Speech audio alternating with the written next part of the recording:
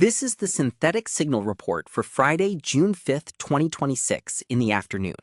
Today, we analyze the mass disabling of Microsoft repositories due to a worm, the publication of a malicious version of the Guardrails AI framework, and critical vulnerabilities within the Termix server management platform and Open XDMoD. We also discuss a new strategy for LLM efficiency via quantization-aware training, a transition in UK government payment processing, and a significant security compromise within the Mantine ecosystem.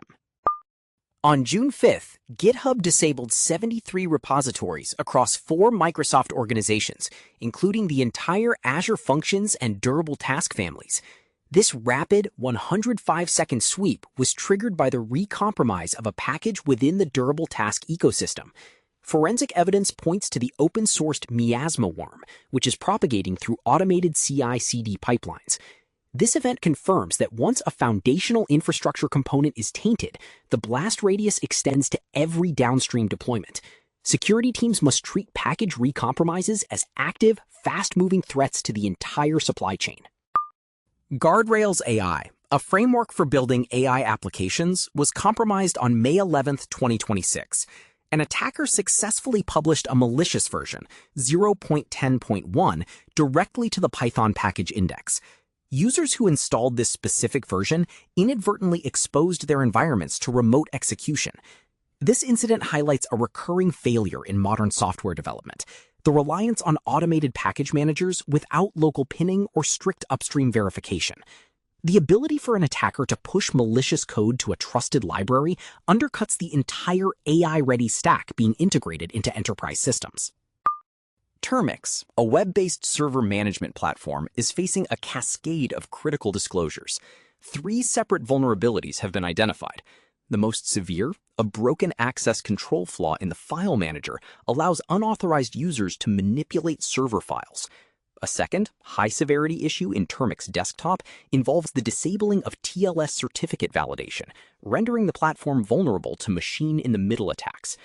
A third flaw allows attackers to bypass TOTP and backup code requirements via password injection at specific endpoints.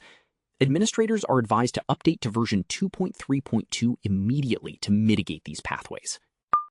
2 critical vulnerabilities have been documented in Open XDMoD, an open framework for high-performance computing metrics. The first allows unauthenticated remote attackers to execute arbitrary SQL statements, while the second enables remote command execution on the host web server. Both issues have been patched in version 11.0.3.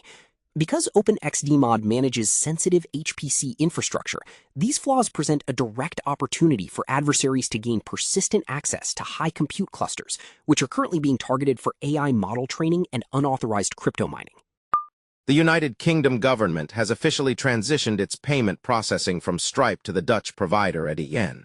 This move is part of a broader mandate to modernize government service digital infrastructure by shifting away from long-term dependency on a single primary provider. The UK government is attempting to build higher resilience into the public service payments layer. This reflects a growing international trend where sovereign entities are re-evaluating the geopolitical and technical risks associated with centralized payment gatekeepers. Google has released its latest research on quantization-aware training for Gemma 4 models. This technique compresses large models for deployment on mobile devices and laptops without significantly degrading inference quality. By baking the compression directly into the training phase, the researchers have created a blueprint for high-performance, local-first intelligence. As energy constraints on data centers continue to tighten, the move toward device-local model execution is shifting from a preference to a technical necessity for scaling AI adoption. Community chatter highlights a significant, growing concern over the security of software supply chains. First, the Mantine Datable library, a popular React component, has been compromised after its owner's GitHub account was hijacked. This serves as a warning that maintainer accounts are the primary vector for silent malicious code injection. Second, the community is debating a new proposal for a DNS-level blocklist that would automatically filter websites that fail to meet basic accessibility and security standards, effectively creating a human-centric web filter. Third, the security community continues to advise the use of distroless base images for containerized workloads. By stripping shells and package managers from container runtimes, developers can prevent the lateral movement often exploited by worms like Miasma. Finally, experts are noting that as privacy protocols in systems like Zcash become more opaque, the ability for the public to verify and patch critical vulnerabilities diminishes, forcing a difficult trade-off between user privacy and systemic auditability.